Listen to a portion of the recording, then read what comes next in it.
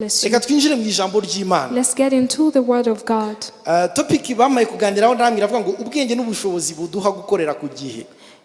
The topic they gave to us is the wisdom and discernment that enables us to work on time. Ubwenge, Wisdom n'ubushobozi, and n'ubushishozi mu mbabarire, n'ubushishozi discernment biduha gukorera ku gihe. that enables us to work on time. Ubundi ni topic ndende cyane. It is a very long topic. N'uwavuga ubwenge bwonyine birahagije. Even if you talk about wisdom, it's enough. Ukongeraho ubushishozi. But now we add on discernment. Igihe, Time, ni ibintu byinshi. it's a lot. Ni byinshi cyane. It's a lot. Ariko ni isengesho ryanjye ngo tuba abanyabwenge twese. But it's a prayer for all of us who need wisdom. Ngewe ntabwo maze imyaka myinshi nkijijwe cyangwa maze imyaka uyu ni umwaka wa 26 nkijijwe. I haven't been saved for so many years. This is the 26th year. Ishobora kuba ari mikeya cyangwa myinshi bitewe Probably n'umuntu. it's many or less comparing to the person. Ariko maze kubona ko abantu bakeneye ubwenge kurusha ikindi kintu icyo ari cyo But I've cyose. seen that people need wisdom more than other things. Hallelujah. Hallelujah. Umuntu akeneye ubwenge kurusha amafaranga. A man needs wisdom more than money. Kuko ubwenge bwazana amafaranga ariko amafaranga ntiyazana ubwenge. Because wisdom can bring money, but money cannot bring wisdom. Kandi ubwenge butandukanye na diplome. And wisdom is greater than degrees. Bitandukanye n'amashuri. It's more than education. Ni mubizi se ko hari abanyamashuri badafite ubwenge. Don't you know that there are people who are educated but they have no wisdom? Barahari benshi. They are there, many. Ndi umunyeshuri nigeze kubona ahantu nize muri universite nagiye muri restaurant. When I was a campus, I entered into the restaurant. Abantu bo muri faculté ya pharmacie So bari muri campagne ibuza abantu kunywa itabi. People who were in the faculty of the pharmacists were stopping people from smoking. Iyo umuntu yajyaga kuri restaurant hari ahantu bamanikaga amatangazo, hari kuri valve bamanikaga amatangazo. On the notice board they would hang on the hari umuntu wari kumanika poster yo yerekana ukuntu itabi ryangiza ibihaha, bashyizeho dessin iteye ubwoba yerekana ukuntu itabi rimunga umubiri arimo arayimanika acometse itabi. There was someone hanging a poster of someone how smoking tobacco destroys the lungs, but this person had a tobacco in his mouth. He's in the campaign of stopping people from smoking, but he's doing so. So we all need wisdom. The Bible says in Proverbs chapter 14 verse 1, a woman who lacks wisdom destroys her home. A wise woman builds her household. If you're close to a woman, tell them, please have wisdom. Because a foolish one destroys hers. The Bible asks pastors to be wise.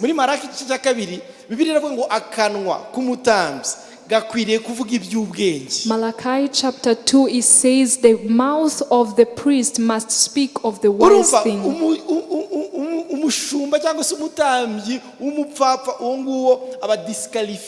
It means a priest who's foolish, he is disqualified because of lack of wisdom. The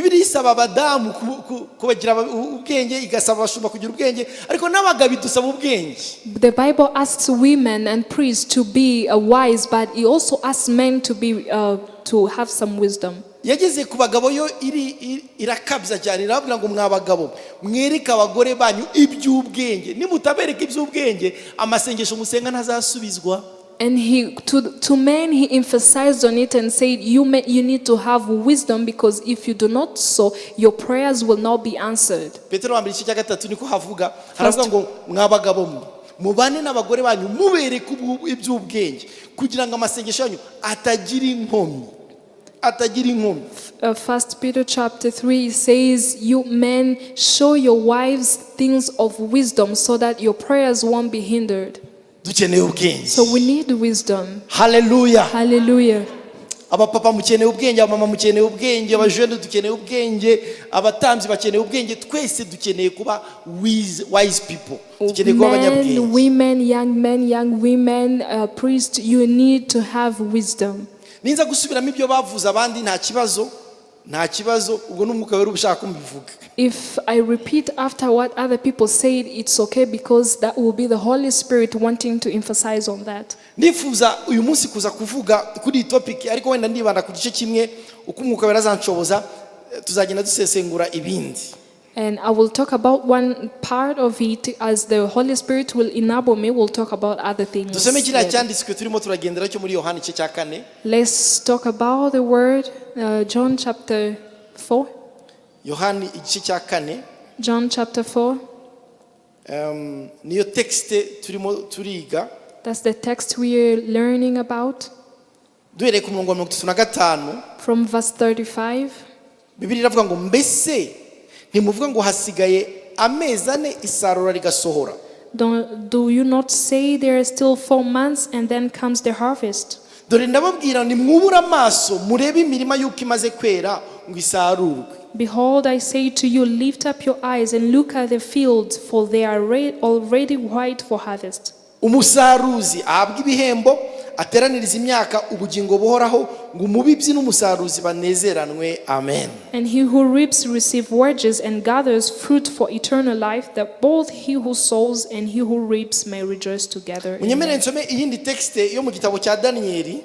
Allow me to read in the book of Daniel. Numvise ariyo nza kuganiraho cyane uyu munsi. And it is what I'm going to talk more about. Turareba ubwenge muri iki gihe ariko tukoresheje urugero rwa Daniel. We are going to look at wisdom nowadays, but looking with the reference of the book of Daniel. Daniel igice cya 5 ku murongo wa 14. Daniel chapter 5 verse 14. Daniel igitabo cy'umuhanuzi Daniel igice cya 5 ku murongo wa 14 niwe wageze kuvuga ngo amen. The book of the prophet Daniel chapter 5 verse 14. If you're utarahagira vuga ngo buretse pastor. If you're not there yet, say wait pastor. Ndifuza ko twese twasomera hamwe twese. I want us to read all together. Daniel 5 ku murongo wa 14. Daniel chapter 5 verse 14. Reka dusome twese mu Kinyarwanda 1 2 3. Numvise bakuvuga kumeze ute ku mwuka w'Imana ari muri wowe, kandi ko umucyo no kwitegereza n'ubwenge bwiza biri hehe bikubonekamo. Reka twongere 1 2 3 yindi lecture. Numvise bakuvuga ko umwuka w'Imana ari muri wowe, kandi ko umucyo no kwitegereza n'ubwenge bwiza bikubonekaho. Amen. Amen. Ni icyifuzo cy'umutima wanjye. This is the request of my heart, tuzumva amakuru bakuvuga, that we should hear news, batakuvuga nabi, people talking about you not in an evil way, but saying that umwuka w'Imana ari muri wowe, that the Spirit of God is in you, ufite umucyo no kwitegereza, and that light and understanding ndetse n'ubwenge and excellent wisdom bikubonekaho are found in you. Hallelujah. Hallelujah. Hallelujah. Hallelujah. Bene data, aha niho nza gutinda, ndaza gufata urugero rwa Daniel. Brethren, nirwo tuza kwiga uyu munsi. Brethren, this is the part I'm going to emphasize on in the book of Ariko mbere Daniel. yuko dutangira nasobanukiwe yuko buriya kugira ngo umuntu agire ishyaka mu byo akora, agire ishyaka cyangwa yite ku gihe mu byo akora, biterwa n'imyumvire afite. I came to understand that for you to have a zeal and commitment to what you are doing, it concerns with your understanding.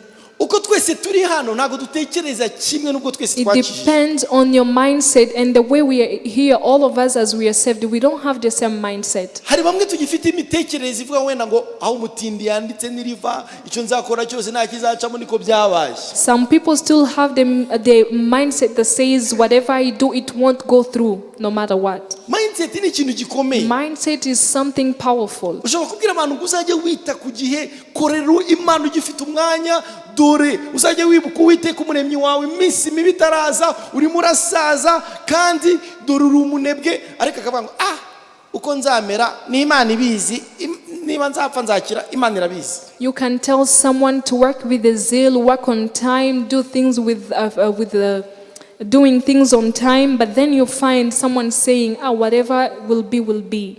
Umuntu umwe yaravuze ngo ntago tureba isi ukwiri ahubwo tuyireba uko turi. The one man said, we don't see the world how it is, we see it how we are, depending on how we Reka are. nkunda gukoresha runo rugero. I usually use this example. Ndabizi ninza kubasaba ibyo ngiye kubasaba ndasanga mubifite. I'm pretty sure if I ask you what I want to ask you, you will give it out. Ndashaka abantu bafite amalinete y'izuba, I need someone with sunglasses. bazinize nk'ebyiri cyangwa eshatu. Maybe 2 or 3. Muri abasirimu ndabizi ko nzibona. I'm pretty sure you are Munize filme zanyu nuko uziniza ndazibasubiza. civilized people. Aha, ya mbere ngiriya, ya kabiri ngiriya. Yes, yinzanire sister nta kibazo. Niyo nasaba 10 nazibona wenda mwe murekeye aho. These are enough. Amalinete y'izuba, ina y'izuba. Okay, thank you. Yes, murakoze cyane. Nari mbizi ko ko nzibona. Ndagira ngo mbereke imitekerereze yacu kunimera. This is how our mindset is. Izi lunette zisa gute? What's the color of these shades? These are black. Sibyo umukara. They are black. Let me wear them. So nzambaye mitandebe ibintu bisa gute? If I wear them, my sight will be black. Now, izi ngizi murabona zisa gute? Ziri white. Transparent. Ziri transparent. Nzambaye se harubwo biba umukara? If I wear them, will things be black? Niki cyahindutse? Hahindutse bya bintu narebaga cyangwa hahindutse amarinete nambaye? What changed between these? Is it the glasses I wore or the things I was seeing? This means the things, the shades is I'm wearing. brown. Murabizi ko ari lunette zizuba zisa nka brown. Brown bayita mu Kinyarwanda? Ikigina cyangwa ikijuju. Shobora gusanga brown ikome. No, mfashe lunette za brown ibintu narebaga nabyo bisa nka brown, sibyo? If I take the brown glasses, they will look like brown. So niki kiba cyahindutse? What changes? Ntabwo ibintu ndeba bihinduka. It's not the things that I'm looking at that are changing. Ahubwo lunette ndeberamo nizo The shades are the ones that are changing. Niko n'imitekerereze imwe. That's the same way with the mindset. Buriya kugira ngo wite ku gihe biterwa n'imitekerereze yawe. But for you to see things the way you see them depends on your mindset. Hari abantu bazi ko igihe ari amafaranga. Some Bityo people bagitakaje batakaje amafaranga. Some people know that time is money, and when they waste time, they know they have lost money. Abandi bazi ko igihe atari amafaranga ahubwo igihe ni ubuzima. And other people know that time is life, and when you lose it, you have lost life. Bityo utakaje umwanya. When you lose time, uri gutakaza ubuzima. you are losing life. Biterwa n'imitekerereze umuntu afite. It depends on the mindset that you have. Mu yandi magambo biterwa na lunette yambaye. In other words, you can say it depends on the shades that you are wearing. Iyo turimo turavuga ngo ubushishozi butuba gukorera ku gihe. Mu yandi magambo Imana irashaka ko duhindura imitekerereze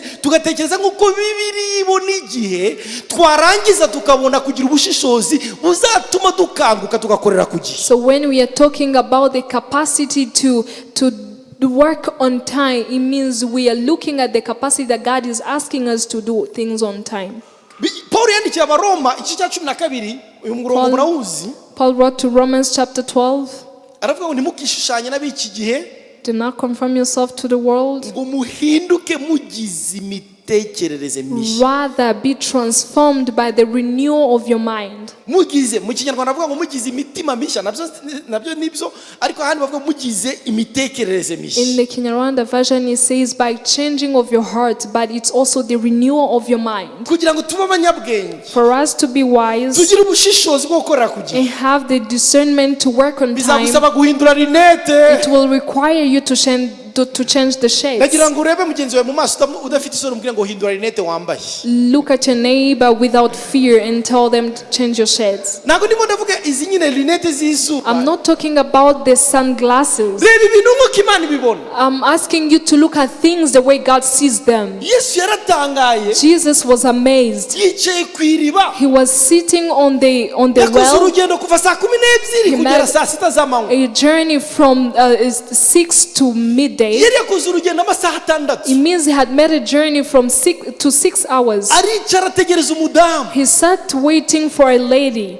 umudamu araza baraganira. This woman came and they had a conversation. hanyuma asubirayo i Samariya, ajya i Samariya. So he went to Samaria, abantu batangira kuza kuri Kristo ari and benshi. people started to come to Christ in a arangije yubura amaso abwira abigishwa be. and he spoke to the disciples ariko ngo mutakaza umwanya ngo and muravuga told ngo them, hasigaye amezi 4 ngo isarura rikaba. you are wasting time, yet it's only 4 months for the harvest to get. arababwira ngo muhindure rinete mwambaye. Change the sunglasses. kuki mutabona ko imbuto ziri hafi? Why don't you see that the fruits are ready? nibyo yari arimo arababwira. Those are the things he was telling them. ibyo tuzakora byose abantu nibatagira imitekerereze n'umutima wa Kristo Whatever- tuzaba turi ubusa. Whatever we do, if we do not have the mindset of Christ, we will be doing things in vain. reka mbere ku buryo bune abantu batekereza cyane cyane ibijyanye n'ubuzima bwabo. Let me tell you 4 things of how people think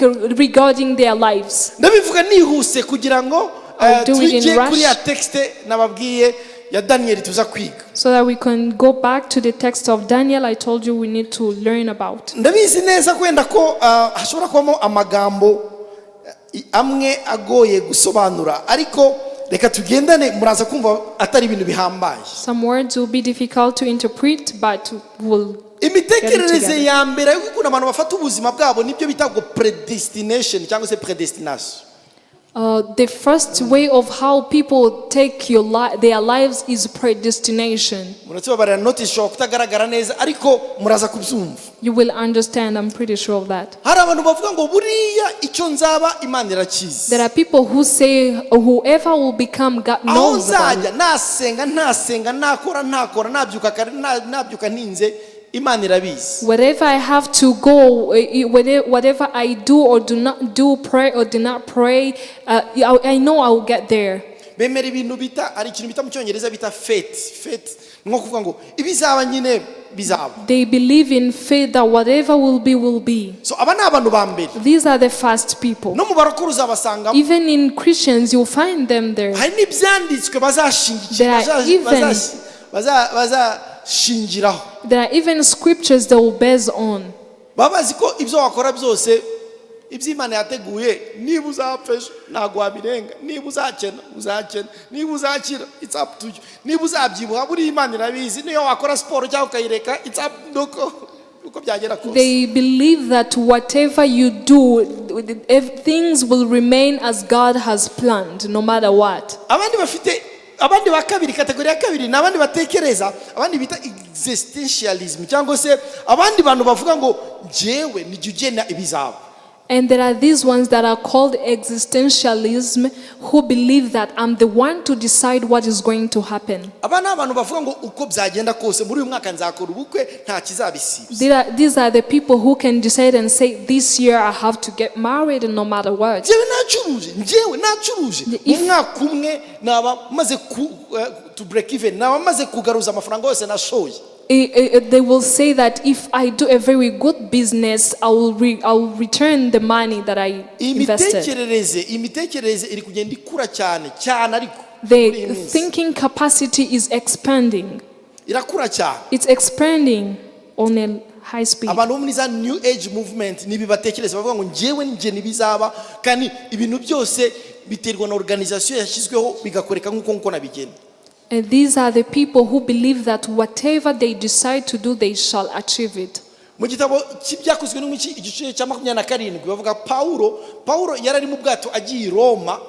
In the book of Acts chapter 27, as Paul was heading to Rome, mu rugendo rwa nyuma rw'ivugabutumwa cyangwa se mu rugendo yapfiriyemo, bamwe His abatoroje last bamwe bavuga ko trip. rwa nyuma, abandi bakavuga ko nyine yari imbohe, ariko yaragiye Roma arangije abwira abantu, arababwira ngo mwe mwitonze ubu bwato buraza kugira ibibazo, ariko ngo umukapiteni w'ubwato na nyiri ubwato bapima umuyaga, bapima ibintu byose, baravuga ngo nta kibazo mureke dutsure tugende. as Paul was on his last journey, as people say, he asked the captain of the boat not to continue with the journey, but him and the assistant decided that we cannot stop because they had measured the wine and everything. Bibiliya y'igifaransa iravuga ngo croyant être maître de lui-même. Donc yibwira yuko ejo ye hazaza ari uhategeka, atsura ubwato bigeze imbere bukora impanuka bisanga kuri cya kirwa cya Malte. Donc bakora impanuka kandi bari bapimye imiyaga bibwiye yuko ibintu byose biza kugenda neza. And for him, he had believed by himself that whatever is going to happen, they are going to reach to the right destination, but they couldn't obey and they ended up in the wrong direction. So abambere rero bibwira yuko Imana ari ibigena byose, abandi bakavuga no naga ari Imana nitwe tubigena byose. Ariko hari ubundi bwoko bwa gatatu bw'abandi bantu batekereza nanone yuko ibintu ari amahirwe tu.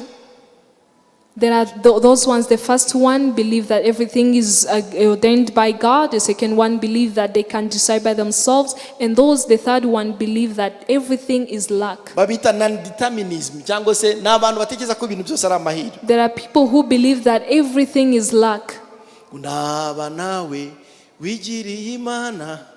Those who say at least you find things already determined.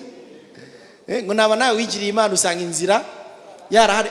N'amahirwe niba ushobora kumenya Bibiliya mu mutwe n'amahirwe naba nawe urabishobora. There are those who say that at least you find ways were cleaned, at least you can be able to read the word, such things. Hari n'abandi bakane, and there are the fourth ones.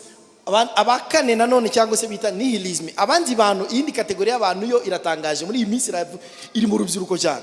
The fourth people, we find them in youth nowadays. Nibo bavuga ngo nta myaka ijana. There are those who say you cannot really reach to 100 years. Urakora siporo se uzagira imyaka ijana. So why are you working out? Are you going to reach 100 years? Urashora amafaranga se cyangwa se urazigama uzagira imyaka ijana. Do you invest or save? Are you going to spend 100 years? N'abantu bavuga ni imitekerereze ntabwo iba gusa mu Rwanda ariko n'ahandi. N'abantu bavuga ko byagenda kose uzapfa. There are these people who say whatever you do you shall die. Nibwo nigeze kwegera umuntu yari kunywa itabi. I once approached someone who was smoking. Uretse no kunywa itabi yuko byangiza umubiri w'umwuka wera cyangwa se byangiza ubuzima bwawe, ariko oya nambwe uretse no kudatinya Imana ntubona ko no kunywa itabi byangiza ubuzima bwawe. I told him not only that smoking is disobedient to God, don't you see that it can destroy your body? Ahita ambwira ngo wasanga uzapfa mbere yanjye wewe wirinze nturingwe. And he told me immediately, you may find yourself dying before me, and me who's smoking, I'll live many years ahead of you. There are these people who say whatever will be, I shall die. So bari abantu bavuga ngo no ni Imana ibizi cyangwa se ari abantu bavuga ngo ni twebwe tubigena cyangwa ari abantu bavuga ngo ni chance cyangwa aba bavuga ngo tuzapfa bose ntago ari imitekerereze ya Bibiliya. Let it be the first ones to fourth ones, those who say God ordains time, those who say I can make it work, those who say it's by luck, or those who say whatever will be. These are not godly mindset. Imitekerereze ya Bibiliya cyangwa lunette Imana yambaye. And regarding the specs that God is wearing, it's this thing that say God has a good plan towards us. But on the other hand, you have to believe that I will choose to be in that will or not. In other words, there are things that God wants to do with me, me obeying time. If you believe God in the time that He's working through,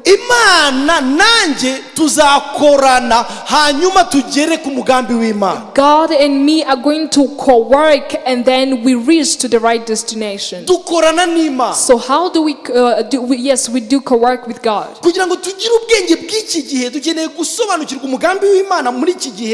For us to have the wisdom of nowadays, we need God's wisdom. But we need also to be present for God to use us. A man called John Wesley. He's a man who brought revival back then. ni umwongereza.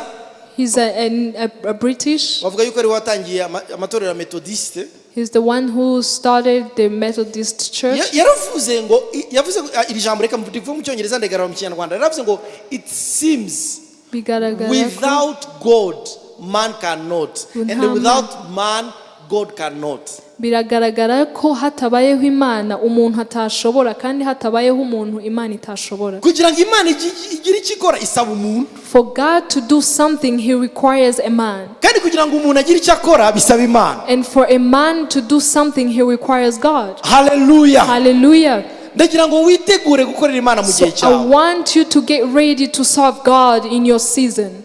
Witegure gutanga umwanya wawe kugira ngo Imana igukoreshe. Get ready to give your time for God to use you. Nizabura uyikoresha kandi uhari. Let it know Him or lack someone to use when you are available. Yesu ashimwe cyane. Hallelujah. Ni ugira imitekerezo ngo kandi n'igihe Imana yakoresha. Have the mindset that says that maybe I'm the one God is going to use. Mu myaka 20 ishize sinashobora gutekereza n'umunsi n'umwe. In 20 years ago, I wouldn't think even for a single day that I can be able to stand on the pulpit of Kimisagara. Am I standing there or not? Now, I can't imagine what God can do with you in 3 years to come. Allow yourself. Avail yourself and your time. Give it in home cell. Give it in the house of God. And give it in the word of God. Amen. Read the word. Read the Bible and cram it. Get to know the word of God in your head. If they ask us to read in the book of John, do not go into Genesis. Praise the Lord Jesus. Hallelujah. Hallelujah. Avail yourself and your time. I usually get stuck of how we use time. I'm among those. Sometimes we watch football game. Today, there is Champions League. And today it's Wednesday, there is Champions League game. 90 minutes. Sometimes we watch football game for 90 minutes. And we just watch football. And then we even watch the comments. And a good man does not watch comments from one channel only. You have to go to SPN, get to know what they have said. Go to DSTV and get to know what they say. Go to Canal, please, and get to know what they say, their comments. And now you analyze it clearly. And then you take Twitter. You go on social media platform to check the comments as well. That's how it happens. But to read the Bible for 15 minutes, you start to yawn. No, let's be honest. Don't you see that we have a problem? You watch a series, the series called Marimar. You watch Marimar. The first episode, the second, the third. You even search for other seasons. You can watch France 24. Church of God. But we have lacked to enter into the word of God. We have a problem. And this is the mentality problem. If God wants to work, He wants to work with you who is ready. Can your time be dedicated to God and let Him control it? Can it be possible that you'll take your time and place it in the hands of God? Nowadays, we've been watching M23. We watch news. harabo duhuje izo ntege nkeya reka ndebe baba. Do we have some people here who did so? Mu minsi ishize mu gihe bafataga Goma, A few days ago when they captured the city of Goma, wagira ngo ninjye wari uyoboye urugamba. I couldn't sleep. I was just awake watching news, all the comments. Inshuti zanjye zo kuri Goma I would nkazihamagara. call my friends from Goma, Kandi ubwo internet yacitseyo. and you know there is no internet there. Shyiramo imbaraga. I put so much zeal into it. Kandi imbaraga zanjye nta n'ikintu wenda ndashobora gukontribuna ku rugamba. Maybe my strength couldn't add anything Ariko iyo over tugiye there. kwiga Bibiliya But when they tell us to learn about the Bible, biratuvuna. it becomes heavy. Dukeneye kwihana. We need to repent. Ibyo dushyira mu mwanya The wacu. things we invest our time into. Yego. Yes, Kureba amakuru si bibi. it's not bad to watch news. Kureba umupira si bibi. Watching football is not bad. Ariko byose turabyemerewe ariko se bidufitiye umumaro byose. We are allowed to do everything, but are they worth it? Hallelujah. Hallelujah. Ndagira ngo rero duhinduke abanyabwenge. I want us to become wise men Bakoresha neza umwanya who wabo. use time wisely. Tuziga ibitabo byo muri Bibiliya tubimenye. We should learn the books in the Bible and get to know them. Jewe nigeze kwicara ahantu bavuga gute bavuga ngo dusome muri Maraki nkahabura. Nahumu nkahabura. Obadiya sinzi icyanditsemo. Zefaniya nta na kimwe nzi. Nanjye ndavuga ngo no ibi ndabyanze. One time I sat down and said, how do they ask us to read in Malachi, Obadiah, Bicara. and all those books, and I'm not able. Nimba indirimbo ya Bibiliya. So I had to make Itangiriro kuva Abalewi kubara gutegeka ko kabiri Yoshua bacamanza Rusina Samweli abami n'ingoma. Ndayiga njyenyine nyihimbiye kugira ngo byibura amenye uko ibitabo bya Bibiliya bikurikira. So for me to get to know how the books follow each other.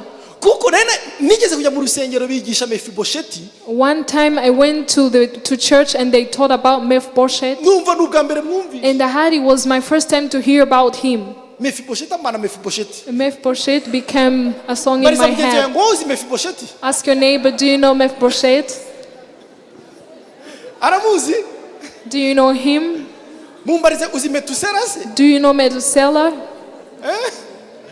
No, icyo gihe rero kubera iki nshobora kumenya Ronaldo, nkamenya amafaranga ahembwa, nkamenya umugore we, nkamenya abana be, nkamenya aho yavukiye, nkamenya Santiago Bernabeu, nkamenya amastade yose, kubera iki nashobora kumenya Yesaya, Yakobo, Matayo, Mariko, ikibazo kiri he? Why can I know all these stars and their backgrounds and everything about them and fail to know all the books in the Bible? Ikibazo ni imitekerereze. The problem is the mindset. Twibwira ko ijambo ry'Imana ntacyo We rimaze. think that the word of God is, we do not Twibwira ko benefit ibintu from it. bizakoreka kuri chance. We think that things will work out of luck.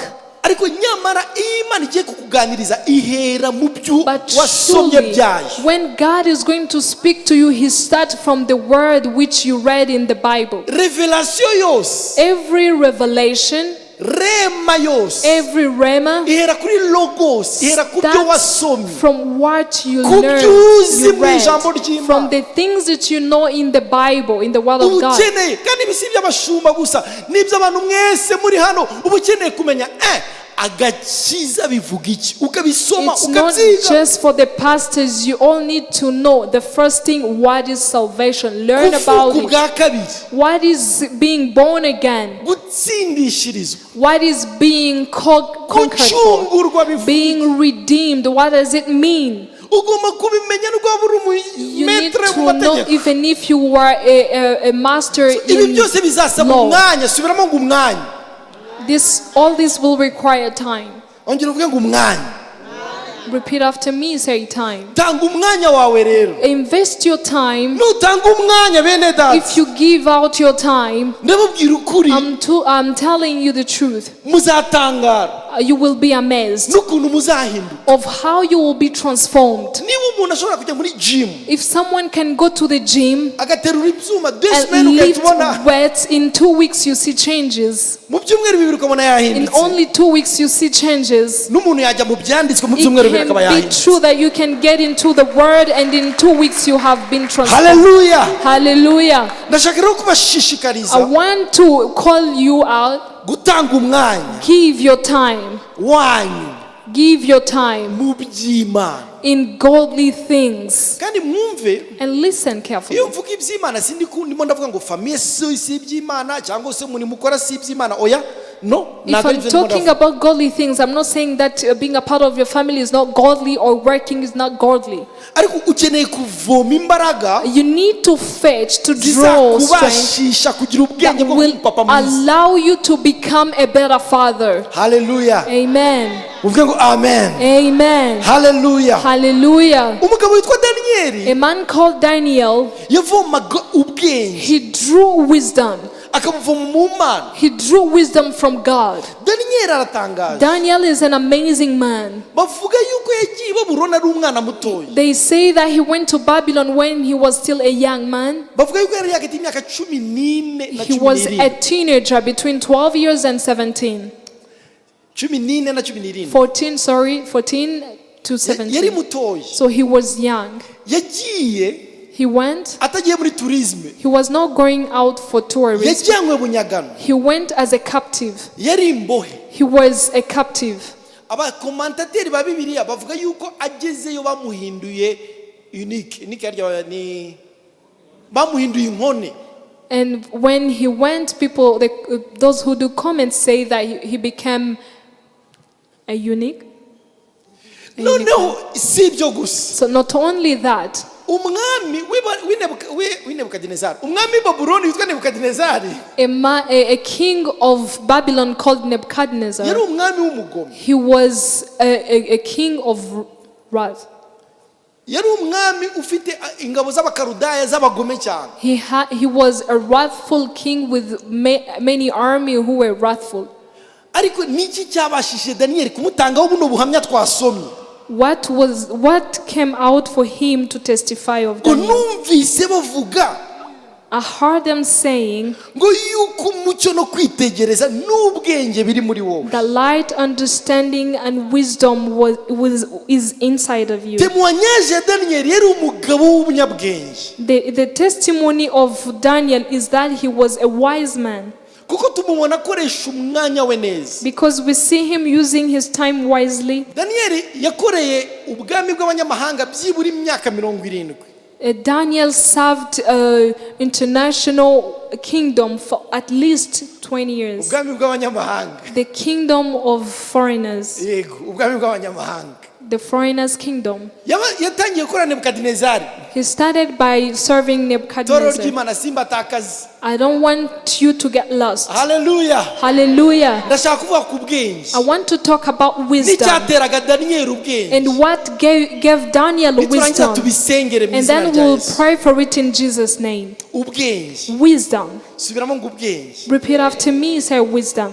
vuga ngo Mana mpindura umunyabwenge. God turned me into a wise nukuri person. njye narabibonye ko Imana ihindura I have umunyabwenge. seen that God can change people by giving them wisdom. abantu bakunda Kristo Imana ibahindura People who abanyabwenge. love Jesus, God gives them wisdom. Oh hallelujah. Hallelujah. kwitondera amategeko y'Uwiteka bihindura umuswa umunyabwenge.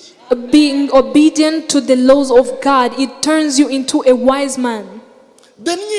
Daniel, amaze kugera hariya i Babuloni, after he arrived to Babylon, yakorewe umwami witwa Nebukadinezari. he served Nebuchadnezzar, the king. Nebukadinezari apfuye, When Nebuchadnezzar died, hari umwami wundi wakoze igihe gitoya ntabwo bamuvuga cyane muri Bibiliya kereka mu gitabo cya Yeremiya witwaga Evil-Merodach. there is another king who served. They don't talk much about him, only in abantu Jeremiah. benshi ntabwo bamuzi Many people don't know about him, ariko yabayeho but he lived. nanone uwo Evil-Merodach avuyeho haza Belushazari. And after Filmelech, there came Belshazzar. Belushazari ubwami bw'abababiloniye burarangira. The kingdom of him got over. haza undi mwami witwaga Dariyo.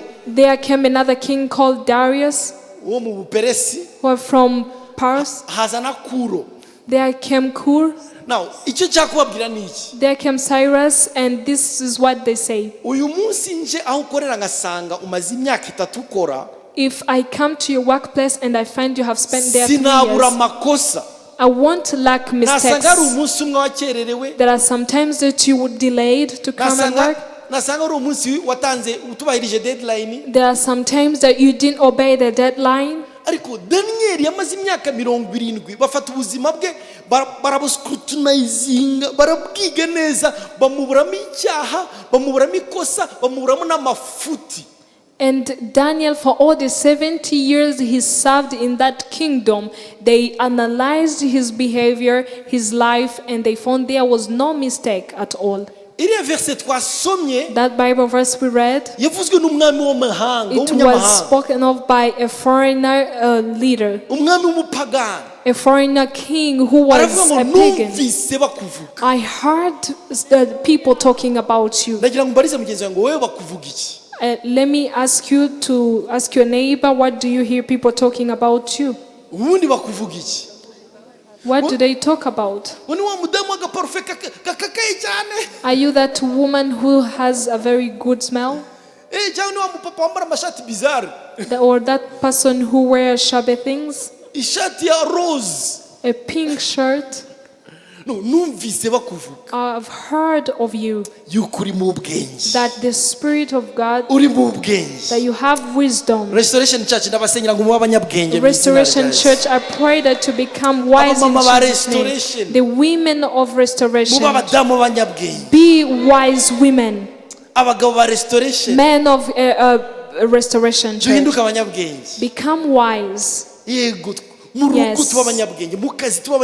Let us be wise in business and work and at home, to the extent that it will be heard outside, that there is light and understanding inside of us. The word says the discernment is in us. Daniel heard all these things and they testified of him. Are we together, Church of God? Daniel chapter 9 verse 4. I've heard of you that the light of God is in you. When I started to think about the wisdom, not this one we find in the university. I was once challenged. I was a student and went out to socials. To socials.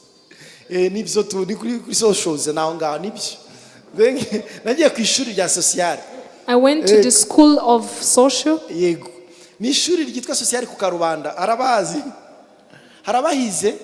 Are there some students who went there?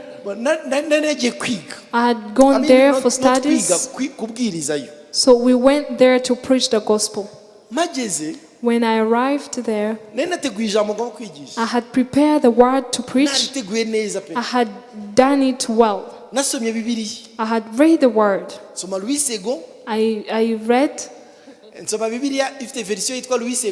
I read the version called Louis II. Even King James Version.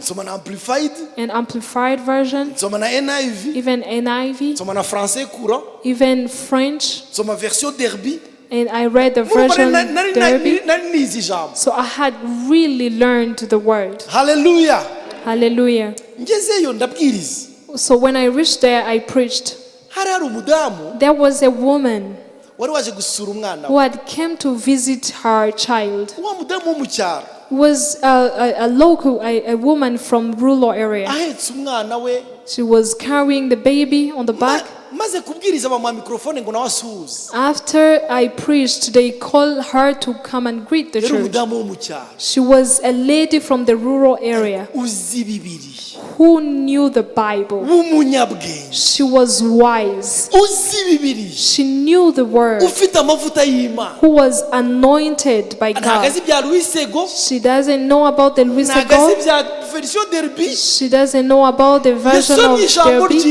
She read the word of God and it transformed her, and she looked like the word. She held the microphone. She only spoke for only 10 minutes and the atmosphere changed. I went to see her after the service and I asked her to pray for me because I needed her wisdom. njye mvuye muri kaminuza For me, I was coming from the university. Save ahantu mu cyaro. She's coming from the rural area Ariko njya in kumubwira ngo Save. nsengera But nanjye I ngira amavuta pleaded to her to pray for me kubera ko yaranchallenge because she challenged me. mpita mbona ikintu cyitwa ubwenge aho gituruka And I saw where wisdom comes from. ubwenge buva mu ijuru Wisdom comes from heaven. oh hallelujah Hallelujah. niyo mpamvu daniyeli yapfukamaga gatatu That's why Daniel used to kneel down 3 times a day akavuga ngo nkeneye imana and said, I need God. imana nayo iramwiyereka And God appeared to him. imuha ubwenge He gave him imyaka wisdom 70. for 70 years. yakoze akazi gatandukanye He daniyeli did different jobs. yabaye guverineri He was the governor. agaragaza ubwenge He showed wisdom. yakolektaga imisoro agaragaza He, ubwenge he collected taxes and showed wisdom. yabaye n'umukuru w'abapfumu He n'abakonikoni became naho agaragaza the head ubwenge of magicians, the witch doctors. He showed wisdom. muri fonction zose All yagaragaza his ubwenge functions and responsibilities, he showed wisdom. nutinana n'imana If you delay in the presence of God, izagusiga ubwenge He will bwayo anoint you with His Oh, wisdom. hallelujah. Hallelujah. Amen. abaseribateri b'abanyabwenge The singles who are wise, abamariye b'abanyabwenge the married people who are wise, abasaza the b'abanyabwenge old men who are wise, ubuzima bwawe bwose your whole life, bazajya bavuga ngo they will numvise say, bakuvuga I've heard of you. oh bwana yesu asifiwe sana Hallelujah. ni ibiki rero byatumaga daniyeli ajye amenya ubwenge What made Daniel to be wise? reka mvuge kimwe gusa Let me ndangiza talk about few things and then conclude. oh yesu ashimwe cyane Praise Jesus. oh haleluya Hallelujah. ni bangahe bashaka imana ibuzuza umwuka How many people w'ubwenge who want to be filled by God's wisdom? imana ibuzuza umwuka w'ubwenge bwawe May God fill you with the spirit of wisdom. kandi ntabwo ari ubwenge bw'isi Not nk'uko only the worldly wisdom. bavuze. hari ibyo bita ubwenge bw'isi muri There are kigali those they call worldly wisdom nowadays. ngo ujye ugira ubwenge You should be wise. no si ibyo ngibyo That's not what we are talking reba about. ikintu kimwe gikomeye cyatumaga daniyeli amenya This ubwenge is one thing that caused Daniel to have wisdom. nicyo bita kumenya imana It is knowing God. kumenya imana Knowing God. Amen. kumenya imana Knowing God. yaranditse muri daniyeli igice cya 11 He wrote in Daniel chapter umurongo wa 11 32 on verse 32, aravuga ngo abazi imana yabo those who know their God truly, bazakomera they will be strong, bazakora they iby'ubutwari will do mighty things. kumenya To know. hari uburyo bwinshi bwo kumenya There are so many ways of knowing. reka mbabwire kumenya Let me tell you about knowing. hanyuma mushake kumenya imana There is the will to know God. yandikiye abafilipi He pawulo wrote to Philippians. aravuga ngo ibyari indamu yanjye Paul said, what was gains to me? nabitekereje ko ari igihombo I've thought of them to be trash. oh haleluya Hallelujah. ngo kubw'iki ngo kubw'ubutunzi butagira akagero But the treasures that are beyond measures. ubuhe butunzi butagira akagero What are these treasures that are beyond ariko measures? kumenya imana Those that are, it's knowing Kumenya God. Imana. Knowing God. kubw'uwo But for those, bwa kristo for that Christ, nahombye ibyanjye I have byose left everything that belongs ndetse to me. mbitekereza ko ari Even amasi I think of them to be kugira trash, ngo ndonke so that I can gain ubutunzi bwo kumenya the imana treasure of knowing God. kumenya imana Knowing God, bitanga ubwenge it gives wisdom. oh haleluya Hallelujah. kumenya rero bigira levels Knowing have levels. hari ukumenya byo mu mutwe There is intellectual knowing intellectually, ukaba uzi ikintu mu bwenge know something intellectually. abantu bose bavuze ngo muzi imana yego turayizi If we ask all people, they will say, do you know God? They will say, yes, we know God. mbabwiye ngo abantu bazi pastor aroni ni bande If I ask people Reka here ndebe who ibiganza knows by'abantu bazi Pastor Pastor Ahon, I'm pretty sure you all lift up your muzamure hands. cyane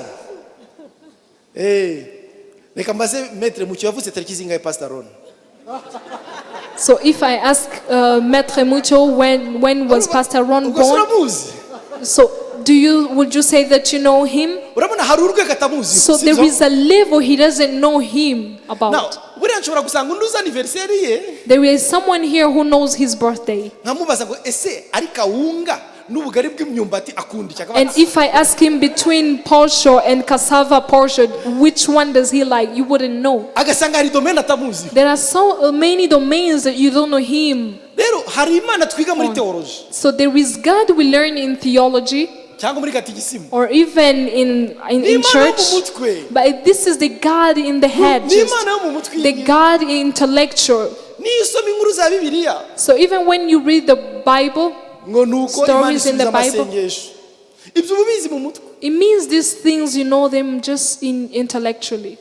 Ariko hari urundi rwego rwo kumenya But Imana, there is another level of knowing God. hari ukundi kumenya bita moral knowledge, There is another dimension of knowing which is called moral knowledge. kumenya ikintu ko ari cyiza ko ari kibi. Knowing right and wrong. Ibyo nabyo ni urwego rwo kumenya. This is also the level of knowing. Hari ukundi kumenya kwa gatatu There is the third level of knowing bita guhishurira. that is called the revelation. Guhishurirwa. Revelation. Oh, hallelujah. Hallelujah. Yesu ashimwe cyane. Praise Jesus. Reka mbaho urugero rw'ibintu byambaye. Let me give you an instant of what happened to me. Ni bangahe bazi hano? How many people here know? Ndagira ngo tuzamure ibiganza. I want us to lift up our hands. Abazi ko Imana isubiza amasengesho. Those who know God answers to prayers, please lift up your Imana hands. ibahe May God umugisha. bless you. Ngewe umunsi umwe. One day Histoire yambayeho. was a one instant day. Nari ndi gusenga, nari nihirije ahantu I maze had iminsi ntarya. fasted, praying somewhere. Maze iminsi myinshi ntarya. It was many days without eating. Ndi umunyeshuri. I was a student. Noneho And then barambwira ngo hari ibintu nkeneye gukora. they told me there are things I need to do. Nigaga muri university y'Ubutare, I bamwe was in the murahazi. university from Butare. Noneho barambwira ngo hari ibintu nkeneye gukora kuri rectora. There are things I need to do. Murabimenya tu. In the Na president. ni nko kuva hano kugera ni nka je ne sais pas nka kilometero imwe wenda. It's like a journey of almost 1 kilometer. Noneho nsohoka mu cyumba cy'amasengesho ndakaraba.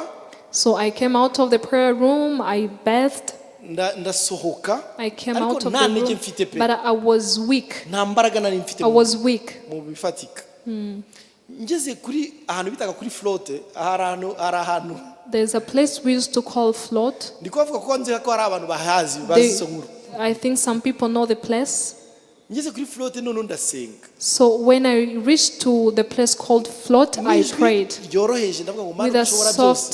soft voice, saying, "The Almighty God, Mana kushobora byose wampaye lift. you were capable to do everything. Why don't you give me Urumva a ni isengesho lift?" ryoroshye. It's a very soft prayer. Nari ngiye kugenda n'amaguru kuri rectora I was going to walk up kandi to nkajya numva that nta mbaraga place, mfite. but I was out of strength. Noneho bisi ya kaminuza, So the bus of the campus, bisi ya kaminuza iraza incaho the irakomeza. bus of the campus passed by me. Irakomeza iragenda igera hafi ya kuri barriere. So I reached up Irarenga. to the border and passed by. Igeze imbere, When it reached to the other shoferi side, atera reverse, the driver returned. atera marche arrière. So he reversed. Aragaruka araza ngira ngo He yibagiwe came, ikintu. so I thought he forgot something.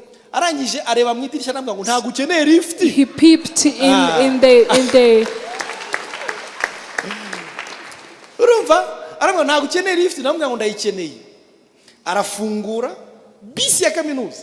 Bisi nini cyane, ijyamo nk'abantu nka 30. So he opened for me and I entered in the bus. Noneho ngira ngo ni umushoferi gentil. So I thought he was Ugenda utwara abantu bose. he was a very good Ninjiramo driver. arafunga. So he closed. Aca ku bandi banyeshuri bo kuri He barriere. passed by other Abacaho. students who were on the border. Aragenda angeza kuri rectora neza. So he took me up to the place where I was going. Hallelujah. Hallelujah. Kuva uwo munsi rero From that day on, nibwo namenye ko Imana isubiza that's when amasengesho. I understood that God answers prayers. Amen. Nabimenye atari mu bwenge nabimenye kubera guhishurirwa Imana isubiza amasengesho. I did not understand that because of the mindset or intellectual level, but because of the experience I uyu had. munsi nubwo wazukamira ngo namahirwe nisha amahirwe ataraguye kubanda kangwa maze gusenga ayo mahirwe azongera ngweho nubundi maze gusenga. So even if you say it's luck or what, those luck that happens to me after I pray and did not fall to other people, I wish it can continue like that. ubu rero nzi ko Imana isubiza amasengesho. So and now I understand that God answers prayers. hari igihe mandi gusenga ngo Mana Sometimes I'll be praying and say, God who gives lift, and people will laugh at me. sibyo Mana itanga lift. God who gives lift. ibi yarabinkoreye. So he did this to me. ese bivuze yuko igihe cyose nasabye lift yari impaye oya hari Does it ikindi mean gihe that- nasabye lift ntiyayima ariko ntago byakuraho yuko nabonye Imana isubiza gusenga. There are so many times that I asked for a lift and he did not give it to me, but it won't stop me from testifying that he's a God who answers. What do I want to tell you here, kumenya brethren? Imana Knowing God. hari urundi rwego ukeneye kwihishurirwa. There is another level that you want to get the revelation of him of. niho Daniel yari yarageze. So if Daniel reached there, yageze ku rwego ahishurirwa he Imana. reached to the level that he had the revelation of God. bakamubwira ngo nudasenga turakujugunya They mu would rwobo tell rw'Imana. him, if you do not pray, we are going to cast you into ariko agakomeza agasenga. the pit. And he continued to hallelujah. pray. Hallelujah. bakamugambanira. They would go against him. yari guverineri w'ibihugu ijana na makumyabiri He n'irindwi. was the governor of 127 bose nations. bakamugiraho inama. They would go against him. ariko akavuga ngo iyi ni Imana But he would nizeye. say, this is the God I trust. Yesu ashimwe cyane. Hallelujah. ndasenga ngo umenye So Imana I yawe pray that you get to know your God ku rwego rurenze urwo to mu the mutwe. level that is beyond your understanding. Imana That ikwihishurire. God will reveal himself to you. In ikwihishurire. a broad way, he will reveal himself to you. buriya bwenge buzaza kubera ko This Imana yatwihishuriye. wisdom will come when God reveals himself to us. Imana ntago tuyiga We do turayihishurira. not learn about God, we get the revelation of him. hallelujah. Hallelujah. nibyo Pawulo yavuga ngo ndamaranira. This is why Paul said, ndaharanira. I work so hard. I press forward. I praise forward. ndiruka. I praise forward. I run faster. I'm pressing forward kugira ngo mumenye. so that I can get to know him menye n'imbaraga and I ze. get to know his power. hallelujah. Hallelujah. menye n'imbaraga And ze. get to know his strength. ubu bwenge bene data. This kind of wisdom, brethren. Yakobo yaravuze James said, ngubuze ubwenge agira ate when you lack wisdom, ngo Imana Pray itanga for it. itishama. God who do not give favorite by favoritism, he will give to. So you get the revelation of this. ubwenge dukeneye muri iki gihe. The kind of wisdom we need nowadays. kwiga kaminuza ni byiza. It's good to go to the university. Please go and do so. sindi mu bantu batavuga ngo kwiga ntacyo I'm not bimaze. among people who say that going to school is not enough. rwose Truly. ariko nanone mwongereho n'isomo ry'amavi. Add the knowledge of kubwira Imana ngo being Mana on your murikisha knees. amaso yawe. Say, God, please enlighten my eyes. Mana mu bushishozi. Please give me discernment. mu bushishozi bwo kumenya Give me situation. discernment to discern the situation. ni gute naba mu rugo How rwanjye can I be in my marriage ntafite ubwe. without wisdom? mama yaduhaye ubuhamya One day a woman gave us a ukuntu testimony Imana yaje iramwigisha of avuga how ngo God came and told her, ngo uri umupfapfa. you are a foolish. yari umupasiteri. She was a pastor.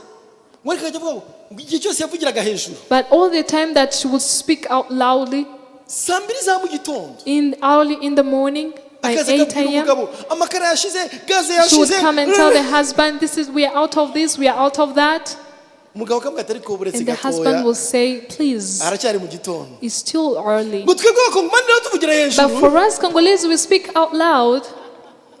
Imana yagwireza aramubwira ngo And no, God came and spoke to sinshaka her. kuba uwavuye muri Kongo. I don't ndashaka want kuba you to be a umukristo woman from w'umunyabwenge. Congo. I want you to be a wise Christian woman. yiga kumenya igihe And cyo kuvuga she ibi learned to know when to say things. kugira ngo rero Daniel abe So umunyabwenge. for Daniel to be wise, yari azi Imana mu rwego rwa he revelation. knew God in the divine, mu rwego rwo kwihishura. in dimension of revelation of him. byatumye havoma ubwenge. He drew wisdom from there. hanyuma bamutangiye And ubuhamya then when they testified baravuga of ngo him, numvishe bakuvuga they say, I've heard of you, yuko umucyo the light ngo no kwitegereza and understanding ngo n'ubwenge and bw'Imana. excellent wisdom Biri from muri God wowe. is in you. Oh, hallelujah. Hallelujah. abazi Imana yabo Those who know their God, bazakomera they will be strong bakore and they will iby'ubutwari. do mighty things. ndagusengera I am praying for you kugira ngo uhishurirwe Imana. that you get the revelation of God. Imana ibahe umugisha kandi Imana May ibagirire God neza. bless you and do good to you. Amen. reka nsenge. Let me pray. niba bitabagoye ndabizi If ko it's not hard tudashoje for ariko you, reka dusenge twese. Please let's all pray. Mana mu izina rya Yesu Lord, in the name of Jesus, mpa kuguhishurira. enable me to receive the revelation of you. mpa guhishurirwa Kristo. Enable me to get the revelation of duhe Jesus guhishurirwa Christ. Kristo mwana. Enable me to get the revelation of Jesus Christ. uduhe kumenya Imana Enable us to know God, atari mu rwego rwo mu mutwe gusa, not to the level of intellectuality, atari mu rwego rwo kuboroka gusa not to the ibyanditswe, level of cramming the word, ahubwo mu buryo bituma dutunga imitima but y'ubwenge. to the level of having a heart of wisdom. turinde kuba abapfapfa. May we not be foolish. mu kanwa kacu ntihagaragaremo ubupfapfa. Let in our mouth don't drop things of foolishness. turabigusabye mwami We pray and plead mu izina rya Yesu. in the name of Jesus. Amen. Amen. Imana ibahe umugisha. May God bless you.